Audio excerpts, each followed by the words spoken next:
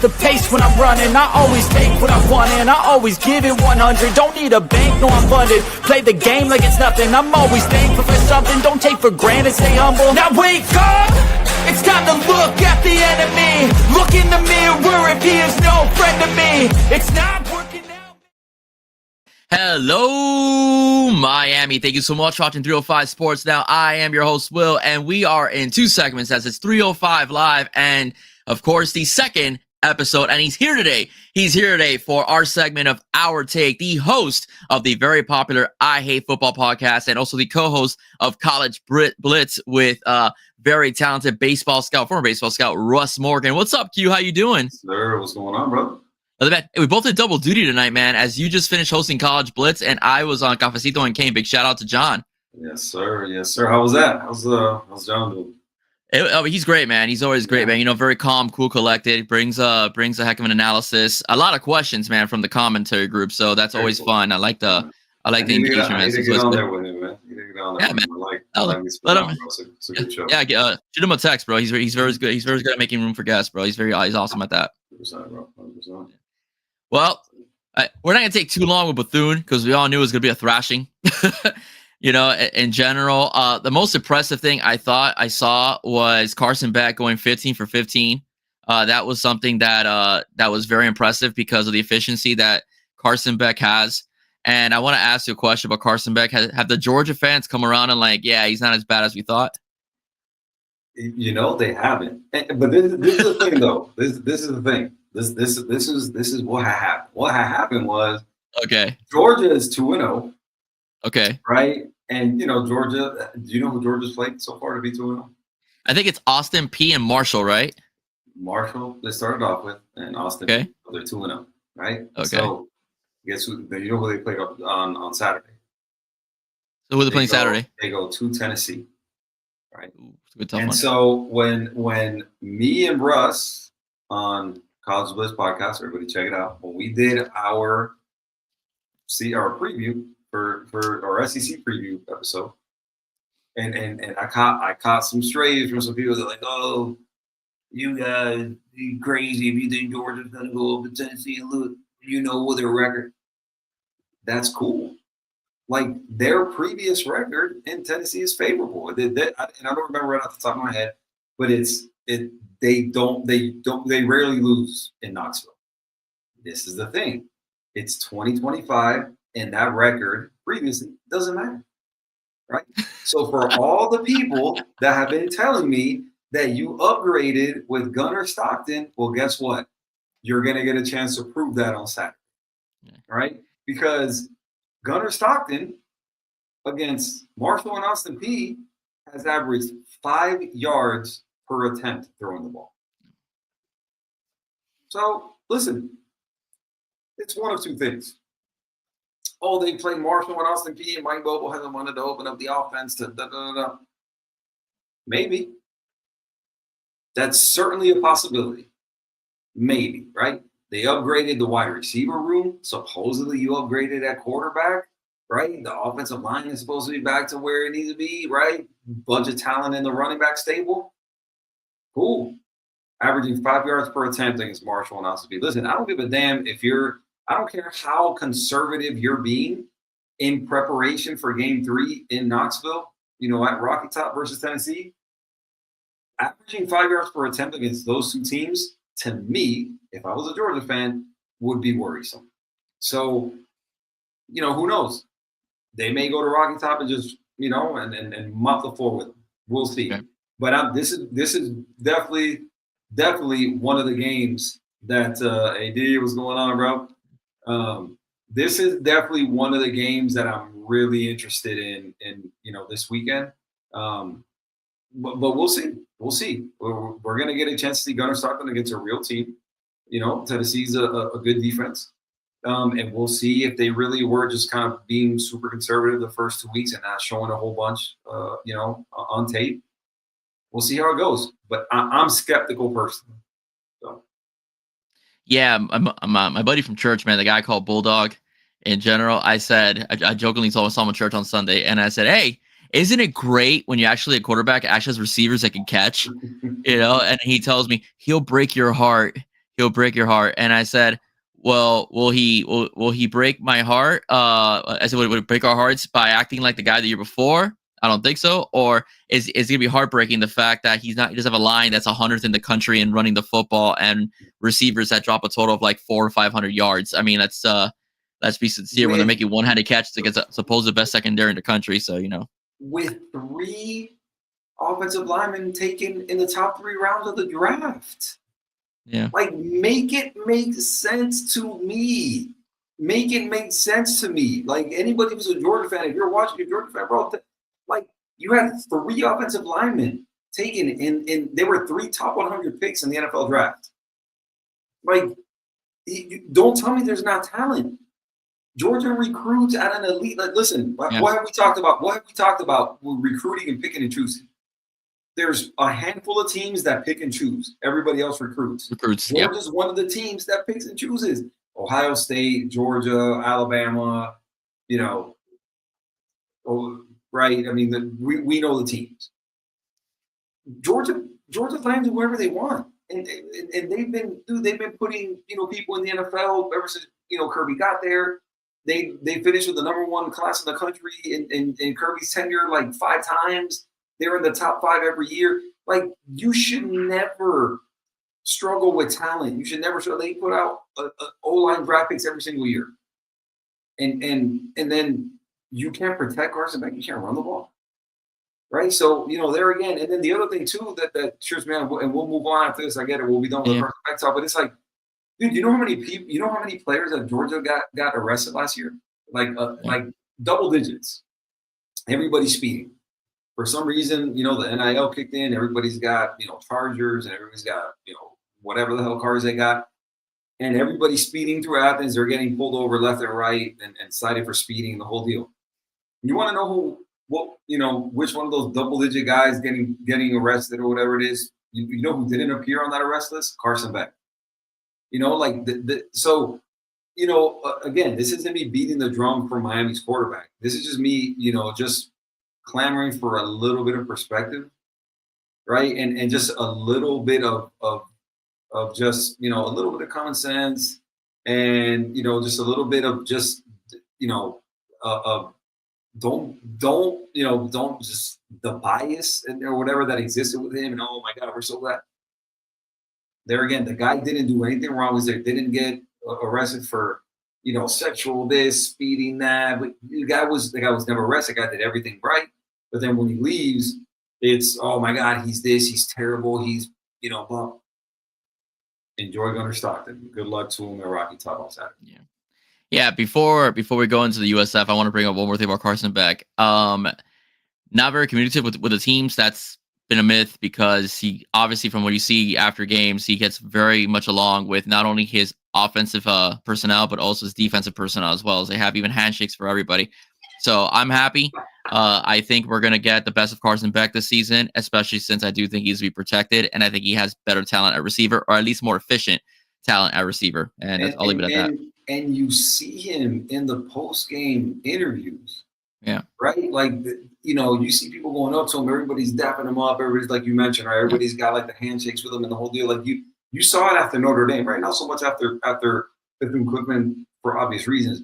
But after that Notre Dame game, the relief that he had, right? The disposition that he had, the relief that he had, the things that he mentioned, being back in love with football, the whole deal, like, that's not a coincidence. That's not a mistake. Right? I think whatever happened in Georgia, and listen, who knows if we'll ever get all the details from whatever happened in Georgia. Mm-hmm. But I think for the people that have mentioned, hey, it was good for both sides to just, get a clean start. I don't disagree with that. I think a lot of times, very often, relationships, just like anything, man, but they run their course, right? And I think a guy like him, who was attracting the attention that he was commanding the money that he was, and the whole deal for whatever. Listen, and I want to say it was Gio, if I'm not mistaken, and don't hold me to it. And if Gio's watching and I got that one wrong, then forgive me, my man. But I could have sworn it was him, but it was one of those deals where him and Mike Bobo weren't getting along. And for all the Georgia fans out there, that shouldn't surprise you, because there's very few Georgia fans that approve of Mike Bobo, right? And so whatever concepts he was instilling, whatever game plans he was putting together, didn't fit Carson Beck and his style and his skill set. And so that caused apparently some friction, and that apparently caused him to be caused it to be the main reason why he entered the transfer portal. And so I'm just surprised, and I've mentioned this before, that Georgia, the way they recruit players, to me, should be the same way they recruit coaches, right? So to me, losing a guy like Todd Monken to the Baltimore Ravens, to me, to go back to a guy like Mike Bobo, who's been there already, and kind of mixed results and the whole deal, a fan base never ever really approved of that guy being OC. Like, to me, if you're Georgia, you should be able to just go out there and be like, hey, the next up and coming OC, hey, we want you, and that guy should be like, hey, send the plane, I'm on the way. Like, to me, that's the way I look at Georgia, because Georgia they're elite recruiters, right? They land whoever they want to. So to me, to settle for a guy like Mike Bobo, who just like, he's Kirby Smart's really good friend, by all accounts, is really the only prerequisite that there was there. Like, to me, I'm just a little bit surprised that they didn't aim higher than a guy like Mike Bobo, who has, not popular with the fan base, not a guy who gets anybody excited, and who clearly didn't get along with Carson Beck, and caused him to enter the transfer portal, transfer mind. And not totally agree with you, and I've said it numerous times. I'm not going to beat a dead horse on the show. I was never a big fan of Mike Bobo. I remember him from South Carolina, and I thought the offense was absolutely anemic, and I think he's done the same thing in Georgia. Just my perspective on he's not popular among the fan base, bro. I absolutely promise you that. When he came back, the fan base was not thrilled about that. So we'll see how it goes. Again, I don't get it. I don't get the hire, to be totally honest. Well, one popular coach, and he coaches at the University of South Florida, is Alex Galesh. Alex Galesh turned a team that was considered a laughingstock for a while into a team that at least is respectable and you can't take lightly, because they could come in and beat you. Boise State found that out week 1, and Florida basically threw that game away week 2. All right. What are your thoughts on both? I'll give you my perspective, but I want you to go first. What were your thoughts on USF's first 2 games? Is it USF's just that good, or the teams they played are a little overrated? So start with Boise State. I think a little overrated, if we're being honest. And and that's the thing, man. When you're looking at those group of, I guess we're calling them group of 6 now, group of 5, group of 6, whatever. Those teams, by and large, the biggest difference with those teams compared to your Power 4 is the line of scrimmage, right? And I think obviously one was Boise State being a Big 12 team, right? Yeah, the Big 12, right? I think so. No, Mountain West. They Mountain? Yeah, that's right. They're part of Group of 5. Mountain West. Yeah, because they got in last season. Yeah, you're right. So I was thinking about Arizona State. Yeah, so that's what I was thinking about. So Mountain West versus AAC. But you're looking at them, in terms of like that's the difference, right? It's like those teams versus your Power 4, right, on the line of scrimmage and the whole deal. But both of those being group of 5, group of 6 teams, right? You saw USF just ran the ball off, just left and right. I think Boise State probably a little slightly overrated, but that's what you get in week 1, right? Sometimes you just get these teams that maybe are ranked and they shouldn't be. But, good win, right? Like USF bullied Boise State. Like, from what I saw that game, USF just like they ran the ball on left and right, and they bullied them. The Florida game was a little bit more surprising to me based on a lot of factors, not the least of which, is Florida is just a way more talented team. But really, really interesting, type of offensively, their scheme and what it is that they try to do was surprising to me. Like I guess they just got tired of running the ball. Florida did, and so now Lagway, now he's throwing the ball and the whole deal, and I don't think that's where his strength lies yet necessarily. I think he's a talented dude, has a good arm, but isn't the most talented dude in the world. And so it was just kind of a mix of things, right? I think they should have kept running the ball, and they didn't. But then also penalties, that they had like 11 penalties over 100 yards. Yeah. Lots of drops, right? Several touchdowns called back. If you look at the game, for me, I think I almost feel like Florida, probably should have won that game. But a lot of self-inflicted wounds, with Florida. Second half, USF, really did, kind of dominate that second half. But there again, man, it's like I was surprised by it. But I think in the end, when you look at the way the game went, I think Florida essentially, like I heard a lot of people say, "Oh man, they got out coached." I don't think they got out coached. To be honest with you, I don't think Billy Napier got out coached. I think what ended up happening was he went away from the run, and then again, a lot of self-inflicted moves, not necessarily turnovers, but penalties, drops. And I think, again, you stop running the ball. So I think all those things mixed in made it so that, USF was able to win that game.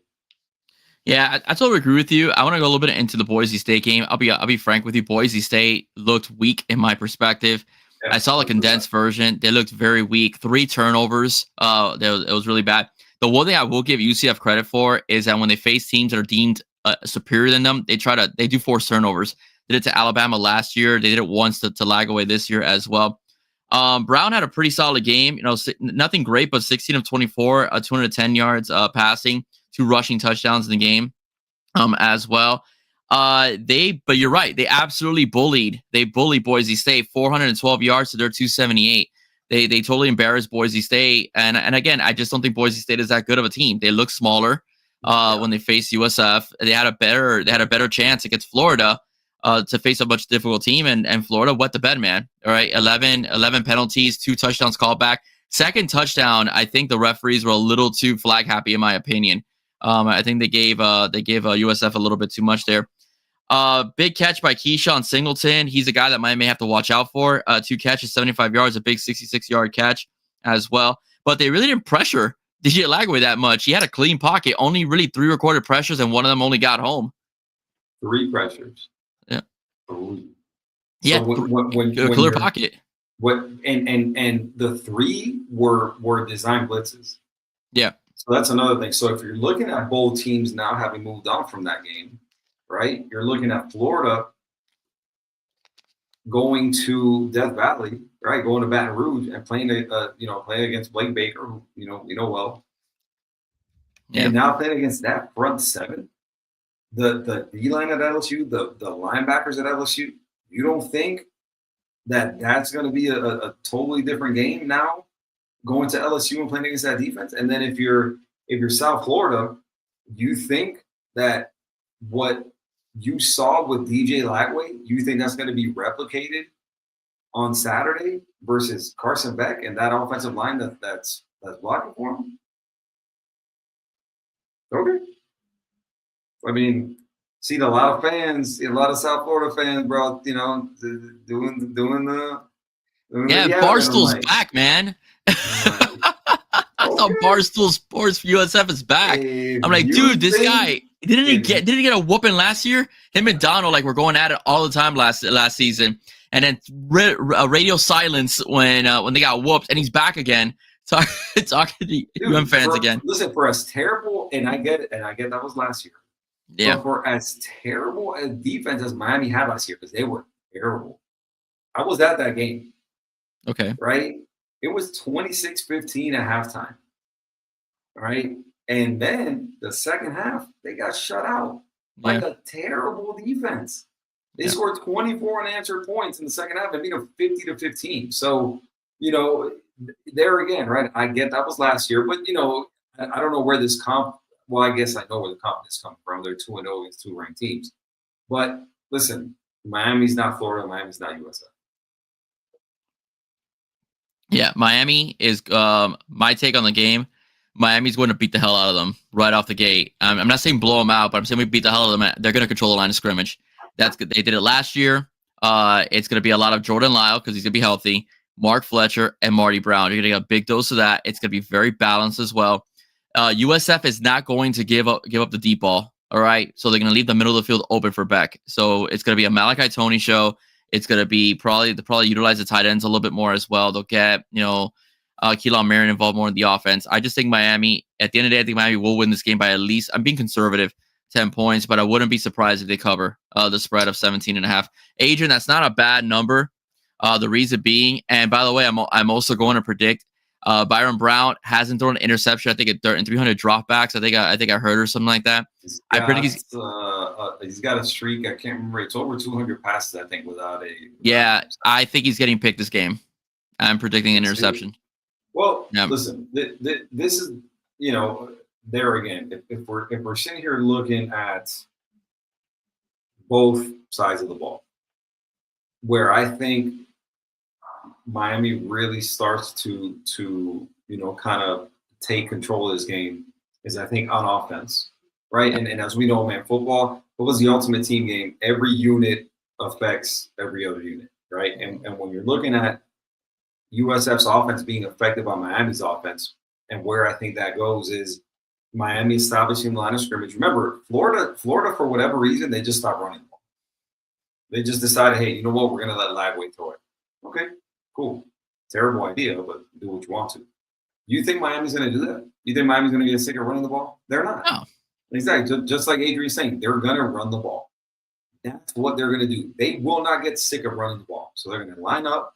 They're going to run the ball down their throats. So what does that do? Not only does that, obviously for your offense, that, time of possession, right? That whole deal keeps your defense off the field, keeps their offense off the field.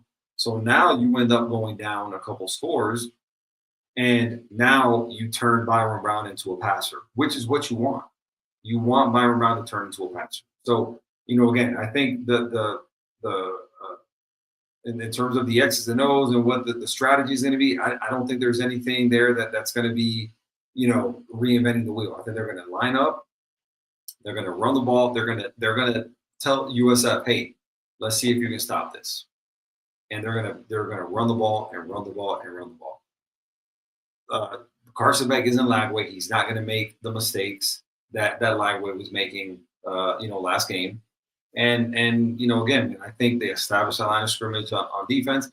I think, on offense. And I think on defense, when you look at what Miami has been doing in terms of tackles for loss, sacks, getting home with only 4, I just think it's going to be a challenge for USF on both sides of the ball. I don't see it going their way. Again, I don't 17.5 is a big number. I hope they cover. I'm thinking more, kind of in that 37, 20, 20, 37, 23 range. Somewhere around there. You know what I mean? Somewhere near the spread. Hopefully it's more than that, but I kind of see it, getting into that third quarter and Miami kind of, running away with it. Yeah, I think it's going to be on the offense side of the ball. They're going to keep the spread offense off the field. I mean, the tempo offense off the field. So they're going to, run the ball, tire out their defense, and then they'll run away with it in the fourth quarter with a couple touchdown passes by Beck, and they just continue to run the football as well. On defense, CJ Clark caught Miami off guard because the reputation of CJ Clark was that he was a statue. CJ Clark, coming into the game against CJ Clark.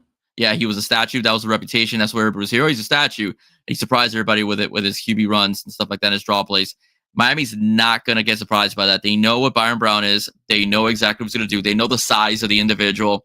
I know they already have somebody prepared and scout to take him on, to spy him as well. And I told Cafecito, every single time that young man takes off, you have to make him wish he never took off. All right, punish him to make him rethink, oh crap, should I take off? Should I do my RPO? Whatever the case may be.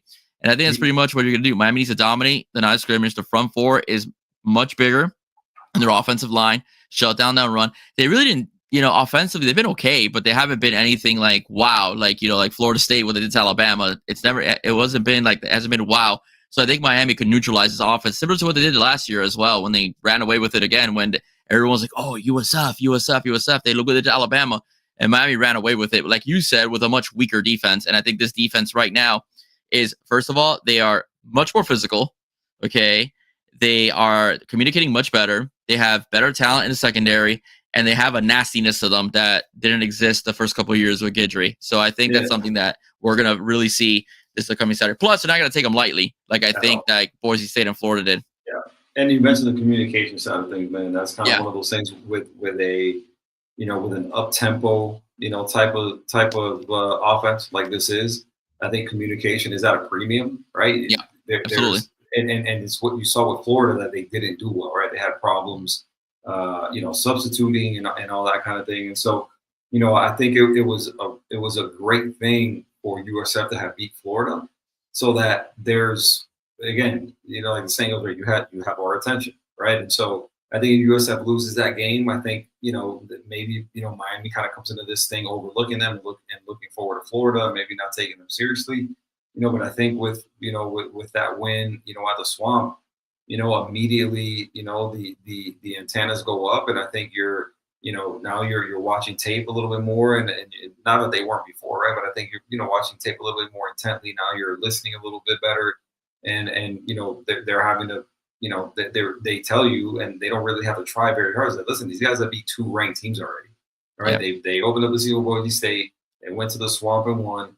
And so this team is not a team to be taken lightly. I think, you know, they're a team that, again, obviously very talented on at the quarterback position. That dude was running over Boise State defenders like they were, you know, high school kids, right? I mean, he was bullying them. I don't think he's going to have the the same effect on Miami's defenders. You know, I think they're going to have a lot to say about, you know, how things are going to go. But again, I think the biggest thing is turning that guy into, you know, somebody who is a thrower of the football. And when that happens, I think Miami, the same way they're going to have the advantage offensively on the line of scrimmage, and defensively, I think they're going to have, you know, the advantage. And, you know, 16 tackles for loss, 4 sacks now in the season, and I think they're going to add to that come Saturday. Yeah, no, I mean, I completely agree with you. I think it's going to be a very, very rough situation for USF. I don't think USF is gonna. At the end, Miami's just way too talented, and the discipline has been much better this year on defense, with a couple like breakdowns, but it's not like last year where you never wanted to see the defense on the field. Like, you're excited this time to see the defense as well. Ruben Bain looks very healthy as well, very motivated. It's an NFL year for him. Mesidor looks like everybody looks faster. It's really interesting because last year they looked slow. Getting off the blocks, you know, on the front four did, but everybody looks faster this year. The way they collapsed on CJ Carr as well, the way they went after the Bethune-Cookman quarterback, it was a short passing game that kind of kept him, you know, alive throughout most of the game as well. And I think you're going to see a little bit of the same, you know, this upcoming Saturday. Like I said, like we've said, they're not taking them lightly. They're going to be ready. They're going to be ready for the quarterback draw. They'll be ready for the tempo, and I think it's going to be at the end of the day, Miami pulls away, you know, in the fourth quarter. Yeah, the numbers also for line of scrimmage numbers don't favor USF. No, you know, when you're looking at everything they have going on in terms of, you know, offensively, defensively. South Florida's defensive line, they're one of the worst rated units, you know, in the country, and you know, you're looking at now, you're going against now the best offensive line, you know, that you're going to have played, you know, through the season. That doesn't bode well for you, right? If you can't get home, you know, against Carson Beck, and you give that guy time to cook back there, you give Malachi Tony, CJ Daniels, Keelan Marion, you know, JoJo Trader, you know, everybody time to get open. And again, right, this is how everybody's been saying, listen, Cam Ward was the home run hitter, Carson Beck is singles and doubles. Listen, he's going to single and double you to death, right? You give that guy time to throw the ball. And again, I'm not saying that he's Cam Ward, you know, but he's a guy that is not afraid to check the ball down, take what the defense gives him, and you sit there and dink and dunk your way to a big time lead and turn Byron Brown into a passer, which I think is a formula to beat a team like USF. But the way they performed, you know, to this point, a little bit surprising that they've got 2 top 25 wins, considering, you know, what their defensive line has been. But I think that's also a testament, you know, to, especially in game 2, Florida basically letting them off the hook. I think, you know, Florida will, you know, just stop running the ball. And then the combination of penalties and mistakes via drops, really, really helped USF pull that game out. Yeah, yeah, absolutely. And again, won't be a problem for Miami. Miami's going to pretty much dominate the line of scrimmage, and that's going to be on both sides of the ball. That's going to be both sides of the ball. All right, JoJo Trader, you just brought him up. JoJo Trader, who was basically on a pitch count for game 1, sat out game 2 for health reasons as well. Will definitely make an appearance, and I think we'll get more snaps game 3. How much of an impact do you think JoJo's going to make in this game? Do you think we'll finally see Carson stretch the field a little bit more, since JoJo Trader is known for his not only his good footwork but also his speed and his hands? Man, listen, I hope he's gonna be a significant part of the game plan. I think, when we were talking about it, before the season started, and we were talking about who we thought was going to be the leading receiver for Miami. Mm-hmm. I thought it was hard to pass over, JoJo Trader, right? A lot of people have Malachi Tony, but I was like, Malachi Tony's 17 years old. I think he's going to be a big part of the offense. I don't think he's going to lead them, in catches or yards. And then CJ Daniels, I was like, maybe. My thought was always JoJo Trader. And, and granted, right, we're only 2 games in, so a lot could change. But man, for people who forget, you got to remember, this was a guy who was the number 2 receiver in the state of Florida behind a guy named Jeremiah Smith, right? Yeah. Played on the same team as him. Guy who was super talented in the whole deal. The biggest thing with JoJo Trader, he's been injured, right? And how does the saying go, right? Best ability is availability, right? And he just hasn't been available, right? And so I think when he finally figures out that side of things in terms of the physical part of things, and he's on the field consistently and regularly, I think he's going to be a guy you can count on. I think he's a guy who, we know you start with the number that he's wearing, right? And for a lot of teams, the number doesn't matter. But at Miami, you have to be very highly thought of to wear the number 1, at least in Mario Cristobal's, program. And the 2 guys wearing it are highly thought of, right? JoJo Trader on offense, Bo Torre on defense. Those are guys who are very highly thought of, right? And so he didn't get that number, just by mistake. And then when you look at the talent, when you look at the route running ability, the hands, you have to be really excited for what it is he can bring to the table when he is healthy. And I think now him being healthy, against USF, I think that's one more thing they got to worry about, one more thing they have to defend against. With him, being full go, hopefully not on a pitch count, I think is a great thing. It's positive for him and the team. And I expect big things from him, man. Again, he hasn't done it to this point because he hasn't really been super healthy. But I definitely expect moving forward that he's going to be a significant part of the offense.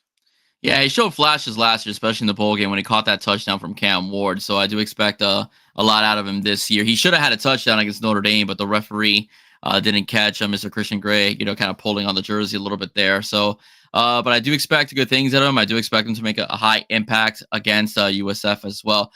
Before we're gonna take a quick break, and because we gotta pay a little bit of bills. All right, take a quick break. In general, we're gonna come back to see who's gonna be the defensive impact player of the game, and then our keys to the game before we let you go for the evening. But before we come back, I just want to let you know that this show is officially sponsored by Fan Outfitters. Yes, Fan Outfitters. If you're ever in the Kendall area, Davie area, or Paramount Pines area, please pass by your local Fan Outfitters. Ooh, Miami. I am proud to announce that Fan Outfitters is the official sponsor of 305 Sports Now. With locations in Pembroke Pines, Davie, and Kendall, you can find the latest gear and accessories for all your favorite South Florida teams. Teams like your Miami Hurricanes, your Stanley Cup champion Florida Panthers, Miami Dolphins, Miami Heat, Inter Miami, Miami Marlins, and many, many more. So if you ever find yourself in the Pembroke Pines area, Davie, or Kendall, please stop by Fan Outfitters, the official sponsor of 305 Sports Now.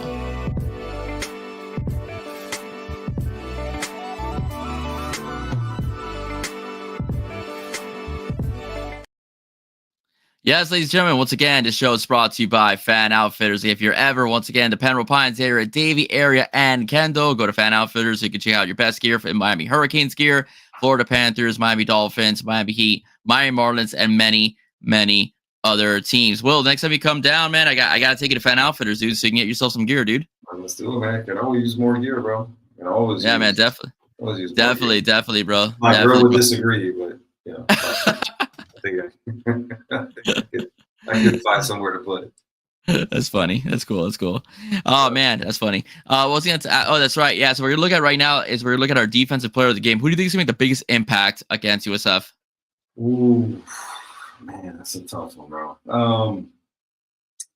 I think it's really easy. I think it's really easy to say, a guy like Ruben Bain, based on all these reasons. Let's go with Akeem Mesidor. I think the attention that people are going to put on Ruben Bain, I think is going to open up, Akeem Mesidor to have a big game. Let's go with Akeem Mesidor. I think Mo Toure. I think Mo Toure is going to be in charge of maybe spying Mr. Brown a little bit. So I think he's going to have a lot to do with the defense in this upcoming game, whether it's anchoring as the Mike linebacker or whether it's making sure that Brown doesn't go for big yards. I think he's going to be the one in charge of it. He's quick and he's the most capable linebacker of dealing with the physicality that Byron can bring to the table. He's not going to run him over very easily, and Mo can stick it. So to anybody. So we'll see how that one goes. So my impact will be Mo. The emphasis with on the second level, obviously being with Wesley was saying, being with a guy like Mo Toure. Yeah. It'll be interesting to see, man. That the pressure's going to be on those guys to tackle in space. Definitely expect Miami to be in zone looks the majority of the time, just because playing man. You're having to turn your back to the quarterback, and that's where those big runs get broken off. Yeah. So I think they're definitely going to be in a zone, type of look, and it's going to be up to the linebackers and those DBs to tackle in space. I think guys like Xavier Lucas, Keontae Scott, who's been elite to this point at the nickel position. Guys like that, it's going to be on them, to take on that challenge and tackle in space. And but again, man, I fully expect them to step up to the challenge and affect the game, positively. But again, I think if you made me pick one right now, I'm going to go with Akeem Mesidor, but I definitely like your pick with Mo Toure. Yeah, it's gonna be a physical game, man. A physical game. It's gonna be interesting zone because the whole premise with South Florida athletes that we're not zone kids. So the whole idea behind the Heatherman defense was gonna be simple and attacking. So we'll see. I do agree with you. It makes perfect sense. If you have a quarterback that breaks out of the pocket quite a bit, having a DB, kind of help out the spying linebacker would be the right call. So we'll see how our kids do with that. So we'll see. But I'm not pushing back, man. I wouldn't be surprised if Miami changes up the defense a little bit because of the dual threat quarterback that is Byron Brown. I do think though that if they do pull away, go ahead. I'm sorry. Go ahead. Going to give them something to think about. Yeah, exactly. But I do think when they pull away, they will pin their ears back, and you'll see more man coverage, and then you're going to see guys like Ruben Bain, Mesidor, or whomever they bring in, to back up those guys as well. Feast a little bit. We've seen a lot of Marquise Lightfoot, which has been pleasant on defense this year. That kid is a lightning rod when he runs, man. He is a gazelle as a defensive end. So I wouldn't be surprised if they kind of may use him a little bit on the spy as well, because they use him a little bit against Bethune. So we'll see how that goes in that game, man. So I'm excited, man. I'm excited. John did with me a keys to the game that isn't so typical. So I want to do that with you without stating the obvious. Okay, Q, without stating the obvious, what are your keys for Miami to win this game? Start with offense, man. I think just establish a line of scrimmage. Yeah. Because again, not only what that does for you offensively, but the way you keep their offense off the field, or you help your defense by keeping that offense off the field. So I think it serves both purposes, right? I think on the line of scrimmage on offense, I think you line up and you run it till they prove that they can stop it, or they prove they can affect it.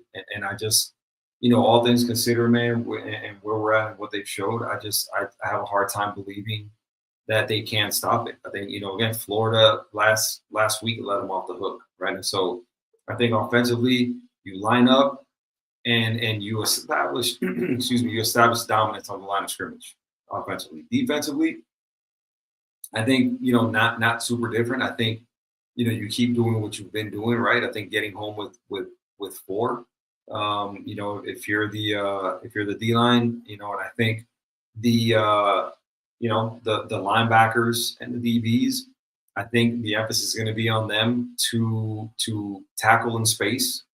And I think for all the 11 guys playing defense, I think the communication has to be there. I think everybody has to communicate. Everybody has to be on the same page because this is an offense based on pace that can cause some issues. Even though, you know, last week I think I think of the total plays run, I think they were actually even. We at right here. I think it was like 64 plays. Each team ran 64 plays, if I'm not mistaken. So, you know, I think when you're looking at you know the pace and everything, I think that Miami will find a way to slow it down. Like I said, based on you know, game flow, running the ball, and the whole deal. You know, and I think, like I said, the emphasis will be though. Yeah, so total plays, Florida ran 65. South Florida ran 65. Florida ran 64. So, you know, again, not a huge disparity, right, by any stretch. You know, I think with the pace of play, I think Miami will dominate time of possession. You know, and that'll change, you know, Florida's tactics in the second half. But again, I think it'll be close. I think in the beginning, second half, I think Miami runs away with it. Yeah, I agree. I agree with Chris Gons, man. Chris, much shout out, bro, who also was commenting while I was on Cafe Show. So definitely agree with that, Chris. Yeah, I appreciate you, Chris. Thank you so much. An early supporter of the show and continues to be. Thank you so much, Chris, for everything. Really appreciate you watching and being so supportive of 305 Sports now, and on all of us actually, because you're a major Kings fan altogether. Yeah, I agree with you. I think time possession is going to be very key for Miami. I think establishing the line of scrimmage, making sure that the tempo offense is not on the field much. It's going to be pretty much what Miami's going to try to do throughout the whole game. So a lot of running of the football, a very balanced offense I see. Beck will take shots, though. I mean, he will take shots if their shots are given to him. But we've seen Beck, he doesn't mind the check down. Our running backs are very, they could also make you miss. So I mean, people make fun of check downs. I mean, Chad Henne, you know, when he was with the Dolphins, a lot of people were like, he's check down Chad. But you know what? Check downs are sometimes better than going deep, because when you check the ball down, second and 10 could become 3rd and 1 or first down, because it depends on the situation. So and what the defense gives you, man, there's nothing exactly wrong. Man. So, and I like that. I really do like that. But if Beck, if he sees he's gonna take it, he's done it quite a few times already. But if you play cover 2, you don't want to give up the deep ball, fine, man. Check it down. I'll take the middle of the field all day long. On defense, physicality is gonna be a major thing. I think they're gonna punish and make USF pay for every single yard they want to gain. Byron Brown is going to have nightmares of Justin Scott, of David Blay, of Ahmad Moten, of Ruben Bain, of Mo Toure as well, Bobo as well, because I think they're going to punish him every single time he decides to take off and run as well. And I do predict that he will turn over the ball this upcoming Saturday. And that's one of those things, man. You know, it's an offense, you know, with you know, they play with pace and hurry up and the whole deal. And you know, not only will cutting down on possessions for them, you know, affect them, but also too, man, if somebody fumbles the ball, you know, Byron Brown throws a pick, then there goes, you know, there goes your you know, advantage, and that's something now, you know, something that you give the ball back to Miami. Now they eat up 7-8 more minutes of the clock, you know, with running the ball and the whole deal, man. Again, I don't think it's an impossibility, but I definitely expect to, again, in the second half, I expect Miami to take control of this game, and bring it home, you know, again, fairly comfortably come into the game. I totally agree with you. Q, man, I think we've reached that time, man. We did double duty. I think it's time for us to go to bed. It's that time, bro. It's that time. My bed is calling me. Mine too. So I gotta walk my dog, man. But mine too, man. Man, it was a pleasure having you on. Always. I had a good time, man. I'm glad we enjoyed our new segment, Our Take. Okay, for just going week. Next week we will be on again. We don't have a date yet set, but I will definitely keep everybody posted. We will be breaking down. The game against the Gators, and we may have a special guest on the show tomorrow. On the show next week, haven't announced it yet because I have to confirm, but I'll let you guys know immediately when that individual, if that individual could come on. as well. Q, you got anything coming up with the I Hate Football podcast or College Blitz? Yeah, bro. We have we just did one tonight. Me and Russ just put out our latest episode of College Blitz, and I'll have something on the I Hate Football podcast coming out. If not tomorrow, latest Monday, I'll have a new one coming out. Do a little thing on Jerry Jones and my opinion about all that. All that going on with him, and addressing, he's such a great businessman and the whole deal, but his shortcomings with Dallas. So if anybody's interested in that one, man, check it out. That'll be coming out in the next couple days. So yeah, check me out on I Hate Football podcast on YouTube and IG, Hate Football Pod on X. You can give me a like and a follow. Since you brought up Jerry Jones, did you see the documentary on Netflix? I have not. I haven't watched it, man. I'm a staunch Cowboys hater.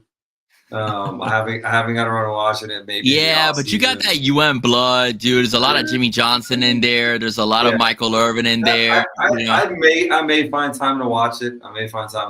More like a rage watch, than anything. But if it's football, more likely I'm going to watch it. The one I won't watch is the Kingdom, the one with the Chiefs. I refuse. I absolutely will not watch that. Oh man, I'm absolutely not. My Niners have lost them twice in the Super Bowl. Yeah, I'm Patrick Mahomes out. Somebody else can watch that. I'll pass. But the Cowboys one, I'll watch that. The Cowboys. It was well done. I didn't watch it because I didn't care for it because I thought it was about like the current season. And I don't want to watch this, bro, because I don't care about the Cowboys like that. But when I saw Jimmy Johnson, the trailer from Netflix kind of aired, the beginning. Yeah, man. Yeah, I was like, oh, now I'm definitely interested because the whole UM connection. And the one thing it doesn't, I don't know how they pull it off. The one thing about Netflix that they never fail on a documentary. Like they never they do fail. well with it. They're great. Whether it's sports or even like I'm a history nerd, when they do the documents on history, they do such a good job of keeping you entertained, with it. 100%. Yeah, that I think they're the best, to be honest with you. Better than Prime, better than Hulu, even better than Max. But yeah, man, I recommend it, to be frank with you. Go ahead, I'm sorry. No, they do a good job with the docs for sure. Yeah, man. So I do recommend it. If you want to, especially if you're nostalgic about the old Canes and seeing Jimmy Johnson and seeing how he governed that team like a dictator, and Troy Aikman was like the good cop to Jimmy Johnson's bad cop. Yeah, all those things. Seeing Dion, how he torched the Cowboys and they basically broke the bank to get him. All those things. In general, man, check it out, man. I really recommend it. I'll do it, brother. I'll do it. Yeah, I really recommend it. All right, ladies and gentlemen, that's it for me. That's it for Q as well. Please do not forget to subscribe to the I Hate Football podcast on YouTube. Don't forget also subscribe on X and subscribe also to FTSN Extra, where College Blitz is located. And of course, do not forget to subscribe to me, all right, as well. If it's your first time watching, this is 305 Sports Now. I am your host, Will. Please, everybody, do not forget to like, share, and subscribe. Be safe. God bless, and see you soon. Go Canes, guys. Peace.